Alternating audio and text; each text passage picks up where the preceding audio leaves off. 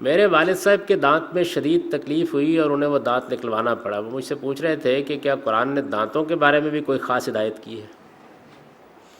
مجھے تو یہ معلوم تھا کہ پیغمبر صلی اللہ علیہ وسلم نے خاص طور پر مسواک کے بارے میں ہدایت فرمائی. دانتوں کی صفائی کے حوالے سے آپ حدیث کی روشنی میں وضاحت فرما دیں. دانتوں کی صفائی ہمارے ہاں من جملہ سنن ہے، یعنی اس کو انبیاء علیہم السلام نے دینی احکام میں شامل کیا ہے، اور یہ چیز میں نے بھی بیان کر دی ہے، اور اس کے بارے میں جو روایتوں میں دلائل ہیں وہ بھی بیان کر دی ہیں. یہ ہمیشہ سے ایک سنت رہی ہے کہ دانت بہت اہتمام کے ساتھ صاف کیے جائیں گے. اس کی وجہ یہ ہے کہ ان سے بو پیدا ہوتی ہے، اور یہ چیز طہارت کے اس تاثر اور تصور کے خلاف ہے جس پر مسلمان کو اللہ تعالیٰ قائم کرنا چاہتے ہیں. دین ہے کیا؟